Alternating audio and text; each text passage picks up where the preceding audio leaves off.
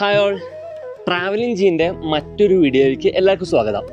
ഇന്ന് നമ്മൾ ഡിസ്കസ് ചെയ്യാൻ പോകുന്നത് ഞാൻ ഇന്ന് ജമ്മു കാശ്മീരിലുള്ള ഇവിടെയാണ് അമർനാഥ് ടെമ്പിളിൻ്റെ യാത്ര നടക്കുന്നത്. ഇപ്പോഴും ഒരുപാട് പേർക്ക് അമർനാഥ് അമ്പലമോ അമർനാഥ് യാത്രയെ പറ്റി വലിയ ഐഡിയ ഇല്ല. കാരണം നമ്മുടെ കേരളത്തിൽ അധികം പേര് ഈ അമർനാഥ് യാത്രയ്ക്ക് വേണ്ടി വന്ന ചരിത്രമില്ല. അതെന്താണെന്നും അതിനെ പറ്റിയുള്ള കുറച്ച് ഡീറ്റെയിലുകൾ, അതായത് ഈ വീഡിയോ കണ്ടു കഴിഞ്ഞാൽ നിങ്ങൾക്ക് ഇതിനെ പറ്റിയുള്ള ഫുൾ ഡീറ്റെയിൽ അറിയുന്ന പോലെ ഞാൻ മൊത്തത്തിൽ 1 by 1 എക്സ്പ്ലെയിൻ ചെയ്തു തരാം. എന്ന് തുടങ്ങിയാൽ നമുക്ക് ഒന്ന്, എന്താണ് അമർനാഥ് അമ്പലം? അതായത് ജമ്മു കാശ്മീരിലെ അനന്ത്നാഗ് ഡിസ്ട്രിക്റ്റില് ഒരു 140 കിലോമീറ്റർ ദൂരത്ത് മലമുകളിൽ ഒരമ്പലമുണ്ട്. അമ്പലം എന്ന് പറയുന്നത് അവിടെ ഒരു ഗുഹയാണ് നമ്മൾ തൊഴുന്നത്.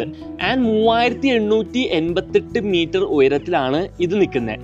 ആൻഡ് ഇവിടേക്ക് പോകാനായിട്ട് നമുക്ക് ഇത് പെഹൽഗാം വഴി, പെഹൽഗാമിൽ നിന്ന് ട്രക്ക് ചെയ്ത് നമുക്ക് പോകാവുന്നതാണ്. അത് അറൗണ്ട് ഒരു 30 മേലെ കിലോമീറ്റർ നമ്മൾ നടന്നു വേണം പോകാൻ. അതല്ല എന്നുണ്ടെങ്കിൽ നമുക്ക് സോനമാർഗിൽ നിന്നും ഒരു ബാൾട്ട എന്ന് പറഞ്ഞിട്ടൊരു വഴിയുണ്ട്. അതൊരു അറൗണ്ട് 15 കിലോമീറ്റർ ആണ്.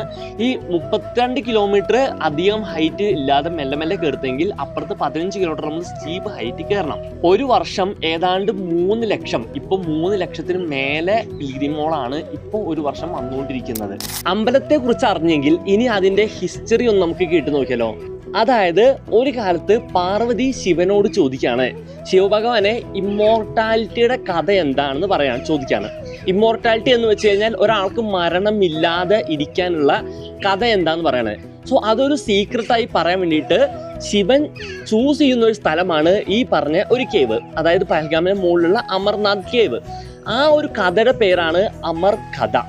ഇത് പറയാൻ ചൂസ് ചെയ്ത സ്ഥലം എന്ത് ചെയ്തു, ശിവഭഗവാൻ മൊത്തം തീയിട്ട് മൂടിയിട്ടാണ് ഇതിൻ്റെ ഉള്ളിൽ കഥ പറഞ്ഞു കൊടുക്കുന്നത്, അതായത് ഇമ്മോർട്ടാലിറ്റിയുടെ കഥ പറഞ്ഞു കൊടുക്കുന്നത്.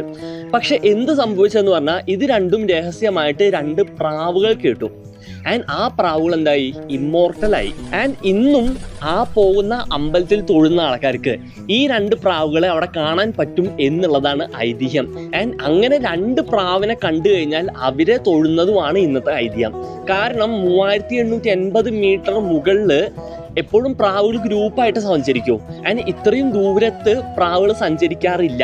ആ സ്ഥാനത്ത് ഇന്നും അവിടെ 2 പ്രാവുകളെ കാണുന്നുണ്ടെന്ന് പറഞ്ഞിട്ട് ഒരുപാട് പേര് പറയുന്നുണ്ട്.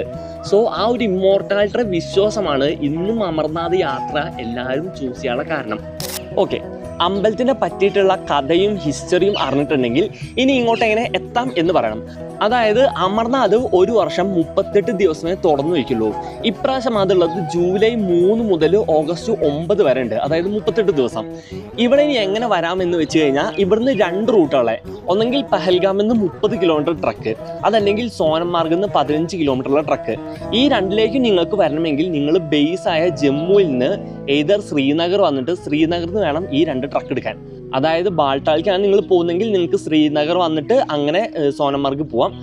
അല്ലെങ്കിൽ നിങ്ങൾ പെഹൽഗാമിലാണ് വരുന്നെങ്കിൽ നിങ്ങൾക്ക് എന്ത് ചെയ്യാം, അനന്ത്നാഗിലേക്ക് വണ്ടി വന്ന് അവിടുന്ന് നിങ്ങൾക്ക് ജീപ്പും സഫാരികളും കിട്ടും. അങ്ങനെ നിങ്ങൾക്ക് ട്രക്ക് ചെയ്യാം. ആൻഡ് അവിടെ വന്നു കഴിഞ്ഞാൽ ഈ 2നുള്ള ദിവസങ്ങളും വ്യത്യാസമാണ്. കാരണം 30 കിലോമീറ്റർ ട്രക്ക് ചെയ്തിട്ടാണ് നിങ്ങൾ കയറുന്നെങ്കിൽ ഏതാണ്ട് 5 ദിവസത്തെ എടുക്കും. അതുകൊണ്ട് തന്നെ എല്ലാവരും ചൂസ് ചെയ്യുന്നത് സോനമാർഗിലെ ബാൾട്ടാൾ ബേസ് ക്യാമ്പ് എന്നുള്ള ട്രിപ്പാണ്. ഇനി തിങ്സ് ടു കൺസിഡർ. അമർനാഥ് യാത്രയ്ക്ക് നിങ്ങൾ വരുന്നുണ്ടെങ്കിൽ നിങ്ങൾക്ക് ഒറ്റയടിക്ക് വന്നു കഴിഞ്ഞാൽ അമർനാഥ് ടെമ്പിളിൽ കയറാൻ പറ്റില്ല. കാരണം 2 റൂട്ടിലും കുറച്ച് സേഫ്റ്റി മെഷേഴ്സ് ഉണ്ട്. ഒന്നാമത്തെ കാര്യം, ഇതിന് ടിക്കറ്റ് ഉണ്ട്. കാരണം ആദ്യത്തെ 7 ദിവസം എങ്ങനെ പോയാലും റഷ് കൂടും. അതിന് ആ ഒരു ശിവലിംഗം മഞ്ഞുരുകി വരുന്ന ആ ഒരു ചിത്രം നിങ്ങൾ കണ്ടിട്ടുണ്ടാവും. അത് കാണണമെങ്കിൽ ആദ്യത്തെ ഒരു 7 ദിവസത്തിനുള്ളിൽ തന്നെ പോകണം. ആൻഡ് ഇതിന് നിങ്ങൾ മുൻകൂട്ടിയിട്ട് എന്ത് ചെയ്യണം, 1-2 മാസം മുൻകൂട്ടി, അമർനാഥ് തുടങ്ങുന്നത് മുൻകൂട്ടിയിട്ട് നിങ്ങൾ എന്ത് ചെയ്യണം, ചലാൻ അടച്ച് ടിക്കറ്റ് എടുത്ത് മെഡിക്കൽ ചെക്കപ്പ് ചെയ്യണം. ഇതിനുള്ള ഡീറ്റെയിൽ എവിടെയൊക്കെ ചെയ്യാൻ പറ്റും എന്നുള്ള ഫുൾ ഡീറ്റെയിൽ ഇവരുടെ സൈറ്റിലുണ്ട്. അത് ഞാൻ വേണമെങ്കിൽ സൈറ്റ് താഴെ കൊടുക്കാം. ആൻഡ് ഇപ്രാവശ്യമാണ് നിങ്ങൾ വരുന്നതെങ്കിൽ അമർനാഥ് തുറന്നു കഴിഞ്ഞു. ഇനി വന്നാൽ നിങ്ങൾക്ക് എന്ത് ചെയ്യാം, സ്പോട്ട് രജിസ്ട്രേഷൻ ഉണ്ട്. അതായത് ബാൾട്ടാളിലോ അല്ലെങ്കിൽ ബേസ് ക്യാമ്പുകളിൽ സ്പോട്ട് രജിസ്ട്രേഷൻ ഉണ്ട്, സ്പോട്ട് മെഡിക്കൽ ചെക്കപ്പ് ഉണ്ട്. നിങ്ങൾക്ക് അതും എടുക്കാവുന്നതാണ്. ഞാൻ ഇതൊന്നും പ്ലാൻ ചെയ്യാതെ വന്ന കാരണം ഞാൻ സ്പോട്ടിൽ എടുത്തിട്ട് മുകളിൽ കയറാനാണ്. കാരണം ബാൾട്ടാളിന് ഒരു ദിവസത്തെ പരിപാടിയേ ഉള്ളൂ. ആൻഡ് അവിടെ എല്ലാം സ്റ്റേ ചെയ്യാൻ പറ്റും. 2, നിങ്ങൾ ഫുഡ് കാര്യങ്ങൾ, നിങ്ങൾക്ക് ജമ്മു കാശ്മീർ ത്രൂ ഔട്ട് നിങ്ങൾക്ക് ലങ്കാറുകൾ കിട്ടും. ഞാനൊരു 12 ദിവസം അമ്പലങ്ങളിലും ഗുരുദ്വാരങ്ങളിലും സ്റ്റേ ചെയ്ത് ഈ പറഞ്ഞ ലങ്കാർ ഷെഡുകളിൽ കിടന്ന് ലങ്കാർ കഴിച്ചിട്ട് ആണ് ട്രാവൽ ചെയ്തത്. കാരണം 3 നേരം ഫുഡ് കൊടുക്കും. അത് ഭയങ്കര വലിയൊരു സംഭവമാണ്. രണ്ടാമത് കൺസിഡർ ചെയ്യേണ്ടത് നിങ്ങൾ അത്യാവശ്യം ഹെൽത്തി ആണെങ്കിൽ മാത്രമാണ് ഇത് വരേണ്ട ആവശ്യമുള്ളൂ. കാരണം മെഡിക്കൽ ചെക്കപ്പിൽ അത് മനസ്സിലാവും. കാരണം അത്യാവശ്യം നല്ല രീതിയിൽ ട്രക്ക് ചെയ്ത് കയറാനുണ്ട്. 3, നിങ്ങൾ ഒരു ബേസിക് അമ്യൂണിറ്റീസ് ആയ വെള്ളം, ബ്ലാങ്കറ്റ്, ചെറിയ രീതിയിലുള്ള ഗുളികകൾ അതെല്ലാം കൺസിഡർ ചെയ്തിട്ട് വേണം വരാൻ. ഇപ്പോൾ അമ്പലത്തിലെ കുറിച്ചിട്ടും അമ്പലത്തിലേക്ക് വരേണ്ട കാര്യങ്ങളെല്ലാം മനസ്സിലായിട്ടുണ്ടെങ്കിൽ നമുക്ക് 1-2 കാര്യങ്ങളും ഡിസ്കസ് ചെയ്യാം. ഇവിടുത്തെ സെക്യൂരിറ്റി മെഷേഴ്സ്. കാരണം അമർനാഥ് യാത്ര ഇത്രയും പിൽഗ്രിമുകൾ വരുന്നതും അത് ജമ്മു ആൻഡ് കാശ്മീരിലായതും കാരണം വളരെ അധികം മിലിറ്റന്റ് അറ്റാക്കുകൾ സംഭവിക്കാനുള്ള ചാൻസ് ഉണ്ട്. ഇതുപോലെ സംഭവിച്ചാണ് 2010 ഒരു അറ്റാക്കിൽ 30-ന് മേലെ ആൾക്കാരാണ് മരിച്ചത്, ഒരു മിലിറ്റന്റ് അറ്റാക്കിൽ. ഇനി കൂടാതെ 2017 ഒരു 8 പേരുടെ അടുത്ത് മരിച്ചിട്ടുണ്ട് ഈ ഒരു അറ്റാക്കിൽ. സോ ഒരു മിലിറ്റന്റ് അറ്റാക്ക് ഏത് നിമിഷവും വരാം എന്നുള്ള ഒരു മുൻകരുതലിൽ ഇവിടെ മൊത്തം 5-6 ബറ്റാലിയൻ, അതായത് CRPF, Jammu and Kashmir police, ഒരുപാട് സെക്യൂരിറ്റി, ഒരുപാട് ഡിഫൻസ് ടീമുകളും നമ്മളെ 24/7 സർവൈലൻസ് ചെയ്യുന്നുണ്ട്, സെക്യൂർ ആക്കുന്നുണ്ട്. ആൻഡ് മറ്റേ രാജ്യത്തിന് അത് നോക്കുമ്പോൾ ഏറ്റവും വലിയൊരു സക്സസ്ഫുൾ ജേർണിയാണ് നടന്നുകൊണ്ടിരിക്കുന്നത്. സോ അതിന് പല രീതിയിലുള്ള പ്രശ്നങ്ങളും വരുത്താൻ അവർ നോക്കിക്കൊണ്ടിരിക്കും.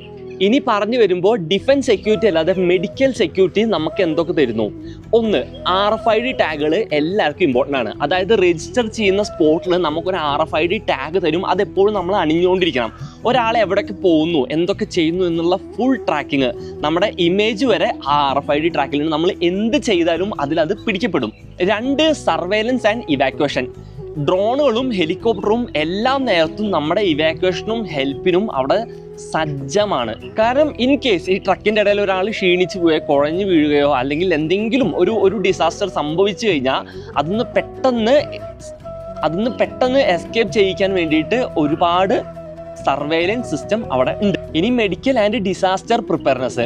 അതായത് എന്തെങ്കിലും ഒരു മെഡിക്കൽ കേസ് വന്നു കഴിഞ്ഞാൽ ഓക്സിജൻ ബൂത്തുകളും മെഡിക്കൽ എയ്ഡ് ബൂത്തുകളും ആയിട്ട് ഒരുപാട് മെഡിക്കൽ എയ്ഡ് ബൂത്തുകൾ നിങ്ങൾക്ക് ഈ പോകുന്ന വഴി മൊത്തം കാണാൻ പറ്റും. അത് ബേസ് ക്യാമ്പ് എന്നല്ല, അതല്ലാത്ത പല ബേസ് ക്യാമ്പുകളും, പല ഇങ്ങനത്തെ സ്റ്റേ ചെയ്യാൻ പറ്റുന്ന ക്യാമ്പുകളിലെല്ലാം നിങ്ങൾക്ക് മെഡിക്കൽ ക്യാമ്പുകൾ കാണാൻ പറ്റും. നിങ്ങൾക്ക് എന്തെങ്കിലും കാലിന് ഇഷ്യോ, നടക്കാൻ ഇഷ്യോ, എന്തെങ്കിലും അസ്വസ്ഥ എന്ത് പറഞ്ഞാലും അവിടുന്ന് മെഡിസിനും കാര്യങ്ങളും നിങ്ങളെ ശുശ്രൂഷിക്കാൻ ഒരു ഡോക്ടർ വരെ എപ്പോഴും ഉണ്ടാവും. സോ അപ്പോൾ ഇത്രയും പറഞ്ഞുകൊണ്ട് ഇപ്രാവശ്യം ഇനിയും 1 മാസത്തെ സമയമുണ്ട്. ഇനിയും ആർക്കെങ്കിലും വരണം എന്നുണ്ടെങ്കിൽ നിങ്ങൾക്ക് എന്തായാലും വരാം. നമുക്ക് ഇറങ്ങുന്ന വരയ്ക്ക് നമ്മൾ വിചാരിക്കും ഇത് ഭയങ്കര വലിയ ടാസ്ക്കാണ്. ബട്ട് സിമ്പിളാണ്. നിങ്ങൾ നേരെ ജമ്മു വരുന്നു, അവിടുന്ന് ശ്രീനഗർ വരുന്നു. ശ്രീനഗർ വന്നു കഴിഞ്ഞാൽ ഈ 2 റൂട്ടും നിങ്ങൾക്ക് എക്സ്പ്ലോർ ചെയ്യാവുന്നതാണ്. ആൻഡ് നിങ്ങൾക്ക് ഫുൾ ടൈം ലങ്കാറുകൾ കിട്ടും, സ്റ്റേ കിട്ടും. നിങ്ങൾ ഒന്നുകൊണ്ടും ടെൻഷൻ അടിക്കേണ്ട ആവശ്യമില്ല, വന്നാൽ മാത്രം മതി. ആൻഡ് ഇന്ന് നിങ്ങൾക്ക് അമർനാഥ് യാത്രയെ പറ്റി എന്തെങ്കിലും പറഞ്ഞിട്ടുണ്ടെങ്കിൽ ഈ പേജ് നേരെ സബ്സ്ക്രൈബ് ചെയ്യുക, വീഡിയോസ് കാണുക. ഇനിയും ഇൻട്രസ്റ്റിംഗ് ആയ വീഡിയോസ് വന്നുകൊണ്ടിരിക്കും. അപ്പോൾ travelling Jeen signing off. By.